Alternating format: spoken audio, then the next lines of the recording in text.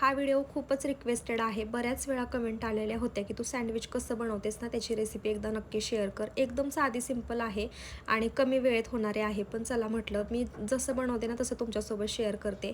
पहिल्यांदा इथं कांदा, टोमॅटो, काकडी, सिमला मिरची एकदम बारीक चॉप करून घेतलं. त्याच्यानंतरनं त्याच्यामध्ये थोडंसं स्पायसीपणा यावं म्हणून चिली फ्लेक्स टाकले. त्याच्यानंतरनं green chilli sauce, red chilli sauce हे दोन्ही सॉसेस माझ्याकडे होते म्हणून ते टाकले. जर तुमच्याकडे मेयोनीज असेल ना तर तुम्ही नक्की टाका. स्टफिंग त्याने छान होतं. आता माझ्याकडे काही ते अवेलेबल नव्हतं म्हणून मी हे सगळे सॉसेस टाकून घेतले. कधी कधी टोमॅटो कॅचअपसुद्धा मी ह्याच्यामध्येच टाकून देते, पण आज ब्रेडला लावणार होते. त्याच्यानंतर ना त्याच्यामध्ये चीज किसून घातलं. सँडविचची टेस्ट जर कशावरती डिपेंड असेल ना तर ती चीजवरती. त्याच्यासाठी कशाचाच विचार न करता जास्त चीज स्प्रेड करून टाकायचं.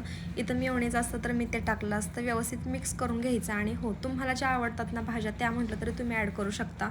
जे आम्हाला आवडतं ना ते नेहमीच मी ॲड करत असते. बस एवढंच सगळं मिक्स करून घेतलं आणि साईडला ठेवून दिलं. त्याच्यानंतर मी पुदिन्याची चटणी बनवायला घेतली.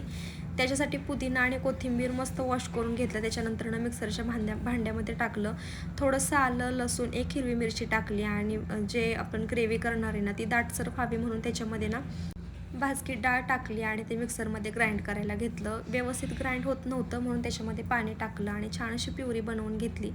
2 ब्रेड घेतले. एका ब्रेडला मी जी पुदिन्याची चटणी बनवली ना ती टाकली आणि हो, जिरं टाकलं ते सांगायचं विसरलेच, तुम्ही पण टाका.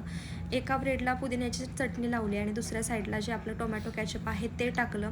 आता इथं चीज आम्हाला जास्त आवडतं म्हणून मी दोन्ही पण ब्रेडवरती ना चीज जास्त स्प्रेड करून घेतलं आणि त्याच्यानंतरनं जे आपण स्टफिंग बनवलं आहे ना ते टाकलं आणि दोन्ही ब्रेड एकावरती एक ठेवून घेतले. आधीच मी सँडविच मेकर गरम होण्यासाठी ठेवलं होतं. चांगलं हीट झाल्यानंतर मी हे जे बनवलेलं सँडविच आहे ना ते त्याच्यावरती ठेवलं. तुम्ही तूपसुद्धा लावू शकता, पण मी नाही लावलं. 5 मिनटासाठी असंच ठेवून दिलं आणि छान असं सँडविच पण तयार झालं. टेस्टी पण खूप जास्त झालं होतं. आता तुम्हाला जर रेसिपी आवडली असेल ना तर नक्की लाईक करा. चॅनलवरती नवीन असाल तर फॉलो करायला सुद्धा विसरू नका.